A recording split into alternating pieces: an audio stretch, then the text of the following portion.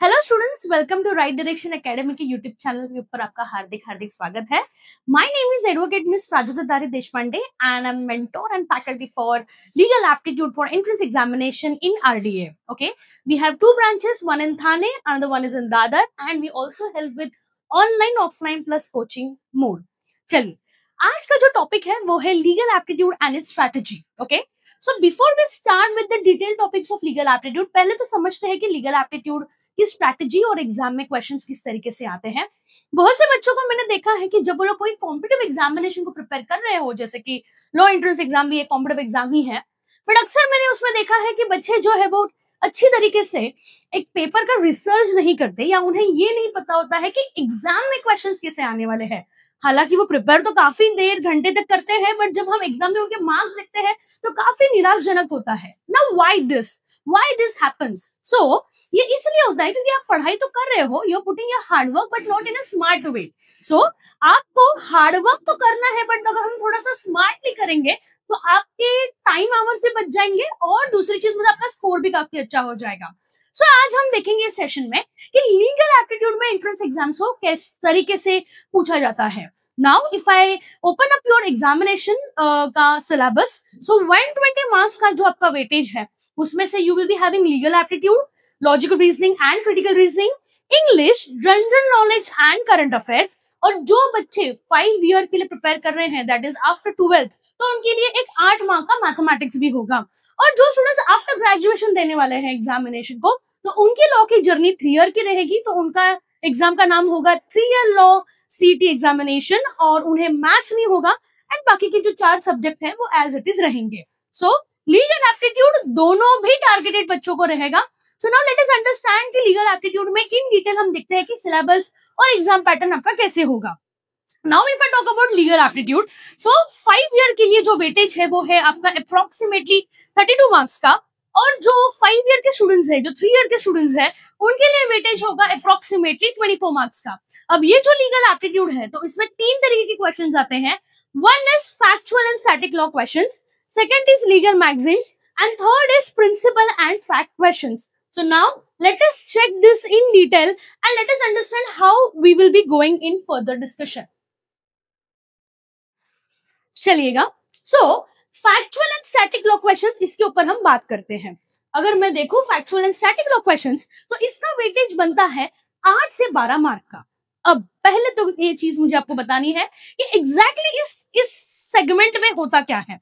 तो इस सेगमेंट में जब मैं फैक्चुअल या स्टैटिक क्वेश्चंस बोलती हूँ, तो इसका मीनिंग ऐसे होता है कि यहाँ पर कोई भी आपको यहाँ पर आपको जो क्वेश्चंस है वो फैक्चुअल बुक कॉन्सेप्ट से निकलने वाले हैं। जैसे कि फॉर एग्जांपल, इंडिया को इंडिपेंडेंस कब मिला?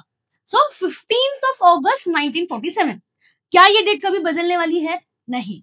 इसे हम कहते हैं फैक्चुअल एंड स्टैटिक क्वेश्चन। जो चीज कभी नहीं बदलती, जिसका जो आंसर है वो काफी फैक्चुअल है, काफी हम बोल सकते हैं कि बाबा ये ही होने वाला है इसका answer, there is no nothing to think much on it. ऐसे क्वेश्चंस को बोलते हैं फैक्चुअल एंड कॉन्सेप्चुअल या स्टैटिकल क्वेश्चंस। अच्छा, पहले मैं एक मिथ बस्टर यहाँ पे डाल देती हूँ कि काफी लोग बाहर बोलते हैं कि जब आप लॉ के लिए पढ़ रहे हो तो आपको डेफिनेशंस, आपको सेक्शंस, आपको पनिशमेंट, ये सारी चीजें याद रखनी पड़ती हैं। तो लेट मी टेल यू, ऐसा बिल्कुल भी नहीं है। When it comes to your questions, तो आपको जो है वो कोई भी एंट्रेंस एग्जाम में ये चीजें नहीं पूछेगा। No sections, no definitions, no punishments. आपको ये सारी चीजें जेएमएफसी की जज के एग्जाम में आएगी। अभी एंट्रेंस एग्जामिनेशन के लिए ये कहीं पर भी इंपॉर्टेंट नहीं है, सो रिलैक्स। लेकिन यस, जब मैं कॉन्सेप्ट की बात करती हूँ या कॉन्सेप्ट क्वेश्चंस की बात करती हूँ, तो दे एक्सपेक्ट कि आप कॉन्सेप्ट थोड़ा डिटेल में जाके पढ़िएगा। तो गो इन डिटेल, ओके। अब जब डिटेल में कोई कॉन्सेप्ट को पढ़ेंगे और अगर उसमें से कोई क्वेश्चन आता है, तो आपको आंसर देने में इजी हो जाएगा। जैसे कि फॉर एग्जाम्पल, यहाँ पे मैंने बोला है under the tort of law dash damages are covered. Okay, so accordingly यहाँ पे आंसर आ जाएंगे, या article 21 includes, and then we have 4 option, जिसमें से एक ऑप्शन आपको चूज करना है। अब यहाँ पे जैसे कि बहुत सारे फैक्चुअल क्वेश्चंस निकलते हैं। आर्टिकल 14 क्या होता है, स्पेशल मेजोरिटी के लिए कितने % की वोटिंग लगती है, आर्टिकल 19 के अंदर का एक्सेप्शन कौन सा आ जाता है, कॉन्ट्रैक्ट एक्ट के अंदर कौन से लोग हैं जिसके साथ आप कॉन्ट्रैक्ट नहीं कर सकते, मतलब जो डिसक्वालिफाइड है कॉन्ट्रैक्ट करने से, एंड सो ऑन। तो ऐसे सारे कॉन्सेप्चुअल थियोरी क्वेश्चंस जो है वो आपको एंट्रेंस एग्जाम में पूछेंगे। इसके लिए थोड़े कॉन्सेप्ट्स इन डिटेल करके जाइएगा, this is been suggested. Okay, चलिए, इसका वेटेज है 8 to 12 मार्क्स का। ओके, अब थोड़ा सा आगे बढ़ते हैं, and now let us understand the another topic, that is legal maxims and terminologies.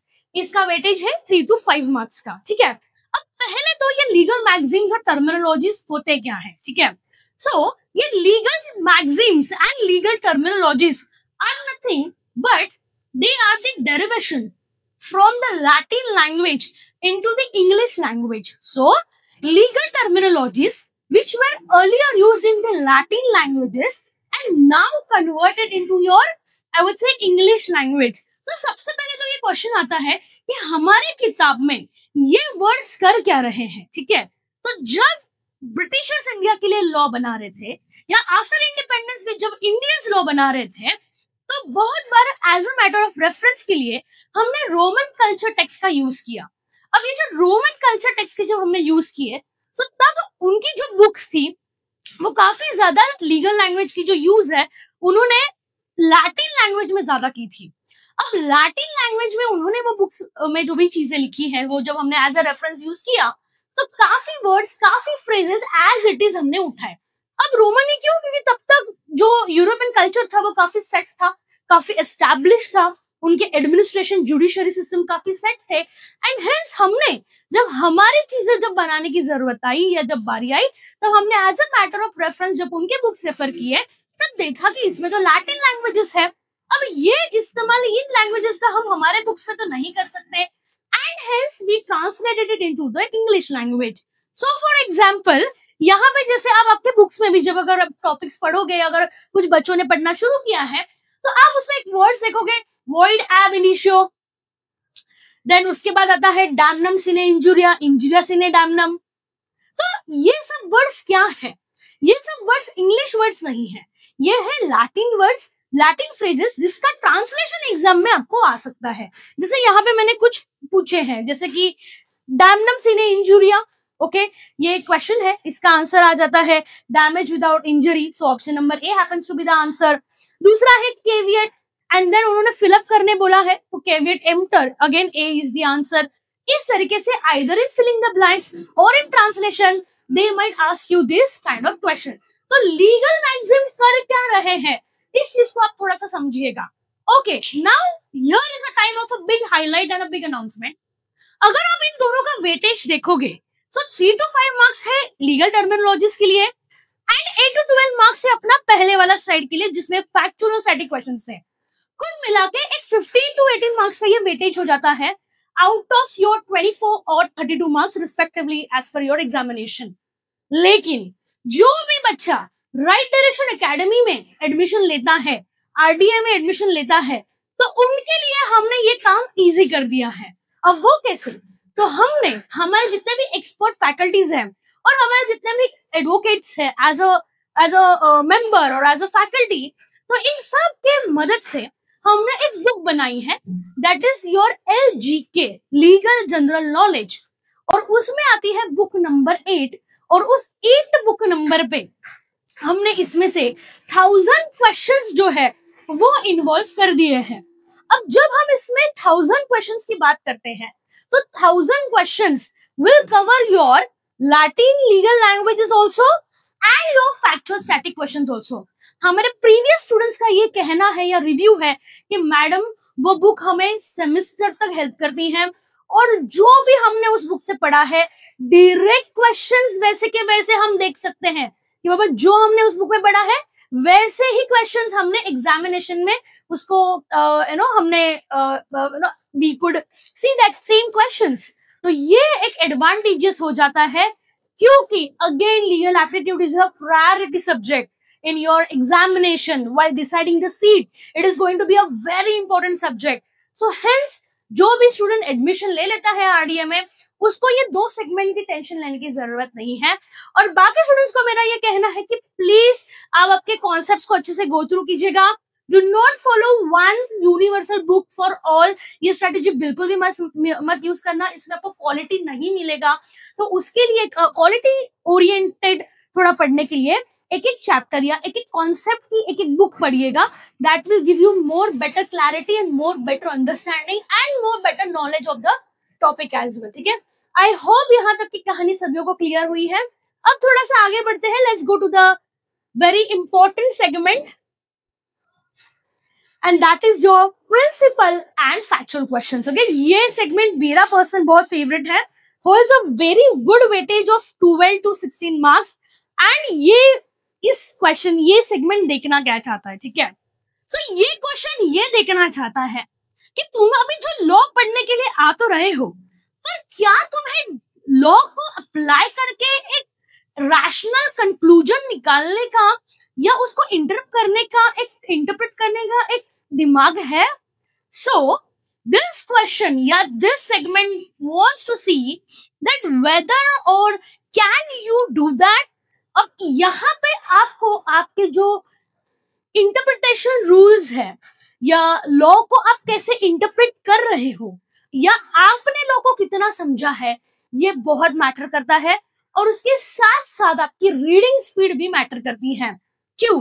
So when it comes to principle and fact, तो सबसे पहले आपको एक रूल ऑफ लॉ दिया जाएगा जिसमें वो बताएंगे कि बाबा रूल क्या है। अब ये रूल आपको क्यों समझाया जाता है? क्योंकि उसके नीचे उन्होंने फैक्ट में एक हाइपोथेटिकल सिचुएशन को क्रिएट करके दिया होता है और उस सिचुएशन को आपको सॉल्व करना है। लेट मी टेल यू, आपको वो सिचुएशन सॉल्व करना है as a law candidate and not as a जज।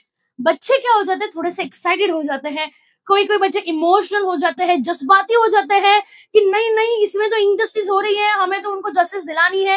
इस भावनाओं से अगर आप आंसर्स दोगे तो 100% गलत जाने के चांस है, जो कि मैक्सिमम बच्चे करते हैं। तो इसके लिए लेट मी टेल यू कि आपका फैक्ट जो है वो सब कुछ है।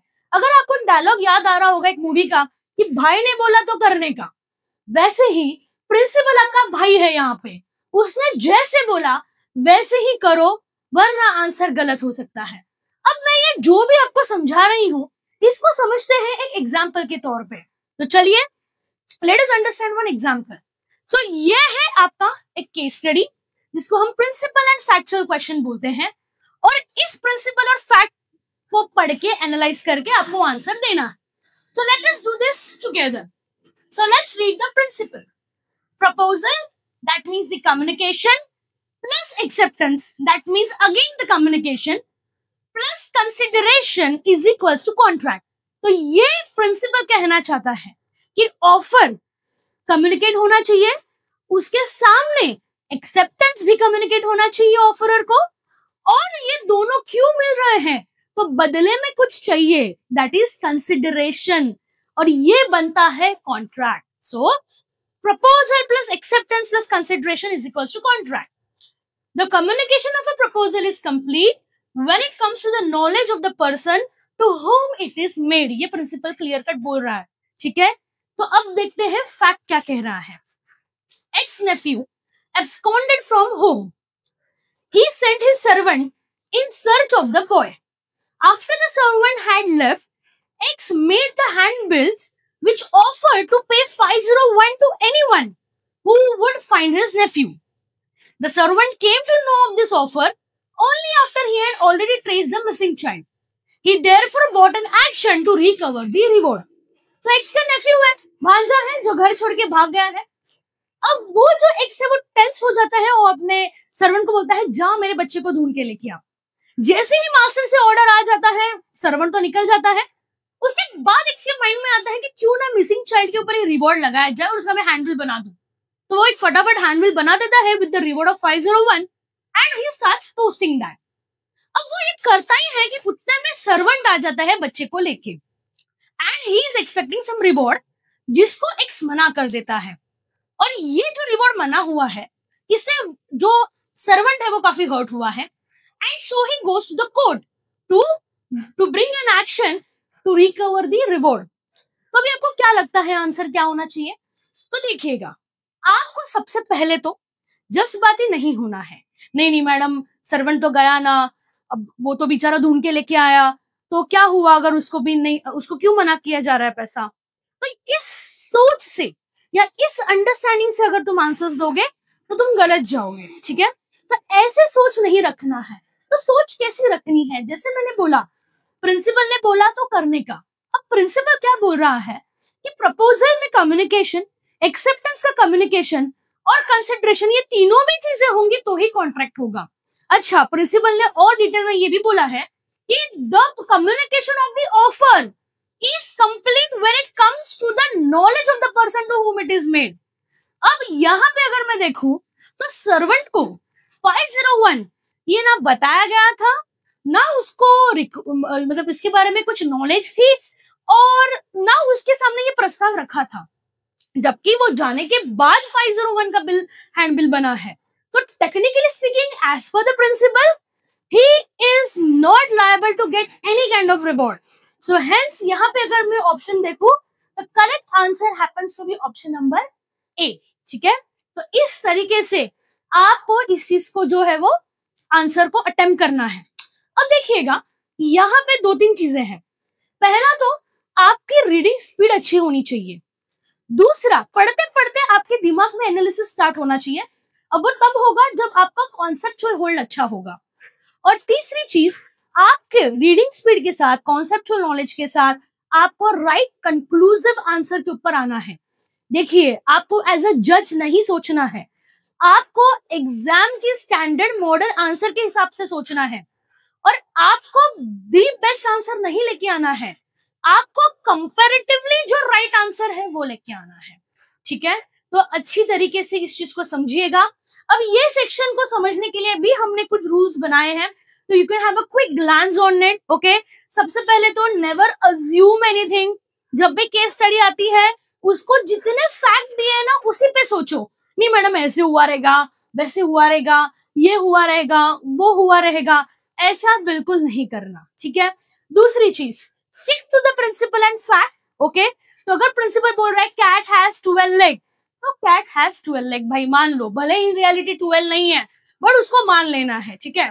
Then you need to follow PFP rule. अब देखिएगा, जब हम कोई प्रिंसिपल एंड फैक्ट पढ़ते हैं तो प्रिंसिपल, फैक्ट एंड प्रिंसिपल इस तरीके से आपको पढ़ना है। So first read the principle ताकि माइंड में कॉन्टेक्स्ट क्रिएट हो जाए, then read the fact and then read the options. हम क्या हो जाते हैं, थोड़े एक्साइट हो जाते हैं, तो फर्स्ट हम फैक्ट पढ़ते हैं, फिर हम ऑप्शंस के पास जाते हैं, फिर हम कंफ्यूज हो जाते हैं, then we go to create the context. This will consume your time, और भाई वक्त ही नहीं है एग्जाम में। So 120 questions, 120 marks, so 1 question is equal to 1 minute, और ये सब अपने को 1 मिनट के अंदर करना है, ठीक है? So please follow this rule. पहले कॉन्टेक्स्ट क्रिएट कर लीजिएगा by reading principle, then go to fact and then go to the option part, okay? So this is how basically you have to go, you have to read and properly understand. So here are the rules of the same, ठीक है? तो इस चीज को आप एक थोड़ा सा ग्लांस है उसका नोट बना लीजिएगा। और ओके, अब मैं चाहती हूँ कि जितना भी जो भी ऑडियंस है जो इसको देख रहा है, प्लीज ये वाले केस स्टडी का फोटो निकाल लीजिए या कहीं लिख के रख दीजिएगा। इसका आंसर हम डिस्कस करेंगे, बट मैं उन्हीं को इसका आंसर दूंगी, एक डिटेल एक्सप्लेनेशन, जो कमेंट करेंगे हमारे वीडियो के ऊपर कि इस क्वेश्चन का आंसर क्या होगा। So please go through it. मैं आपको थोड़ा एक 15 to 20 सेकंड का टाइम देती हूँ। आइदर टेक अ स्क्रीनशॉट या रफ में कहीं पे इसको बना लीजिएगा।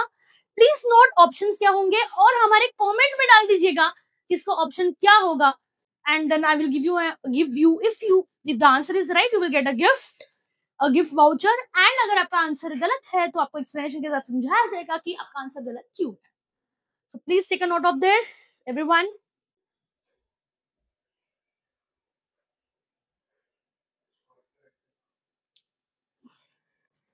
ओके, चलिए। सो नाउ, जैसे कि मैंने डिस्कस किया था कि स्टार्टिंग के लेक्चर में मैंने बोला था कि भाई वेटेज के बारे में, ठीक है? सो यहाँ पे मैंने आपको वेटेज बताया है, मैंने आपको सेक्शनल वेटेजेस भी बताए हैं, बट क्या वो इंपॉर्टेंट है? So let me tell you कि मैंने ये जो भी बोला है आपको वो एक प्रीवियस पेपर्स के एनालिसिस के ऊपर बोला है, बट भाई कॉम्पिटिटिव एग्जाम का कभी भी मूड चेंज हो सकता है, बहुत ज्यादा मूड स्विंग्स हो जाते हैं इनके। सो ऐसे हो सकता है कि लीगल एप मैगजीन जिसका वेटेज 3 to 5 मार्क्स है, उसमें से 10-12 क्वेश्चन आ जाए। प्रिंसिपल एंड फैक्ट के ऊपर हार्डली 2 क्वेश्चन आ जाए एंड फैक्चुअल स्टैटिक के ऊपर बहुत ज्यादा क्वेश्चन आ जाए. सो ये जो भी वेटेज मैं आपको बोल रही हूँ, या कोई भी फैकल्टी जो आपको वेटेज बोल रहा है, do not follow it completely. भले लीगल मैगजीन का वेटेज 3 to 5 मार्क्स है, बट आप जितने हो सके उतने लीगल मैगजीन्स करके जाइएगा, क्योंकि हमें नहीं पता एग्जाम में क्वेश्चंस किस तरीके से आ सकते हैं और कितना वेटेज लेके आ सकते हैं. ये मेरा पर्सनल अनुभव है कि आप लोग कोई भी प्लीज फैकल्टीज ने बताए हुए दिए गए हुए कोई भी वेटेज को फॉलो नहीं करना. अगर कोई लॉजिकल रीजनिंग का फैकल्टी है और वो बोल रहा है कि ये टॉपिक में से ना कभी क्वेश्चंस नहीं आते, तो बस हम इसका बेसिक करेंगे, नहीं, आप बेसिक और एडवांस दोनों करके जाओगे. कोई फैकल्टी है बोल रहा है कि अरे इसमें से ना एक ही क्वेश्चन पूछते हैं तो हम इसका एक ही टाइप करते हैं, नहीं, आपके जो 4 टाइप्स है वो आप सारे करके जाओगे, because you never know what exam is holding. जिस तरीके से एप्लीकेशंस बढ़ रहे हैं, papers are going to get tougher and toughest, so you have to also prepare accordingly. So weightage ये बस एक आपको आइडिया देने के लिए है, अंदर के जो सेक्शनल वेटेज है वो आपको बस एक रोड मैप देने के लिए है, बट आपको ज्यादा ही करके जाना है.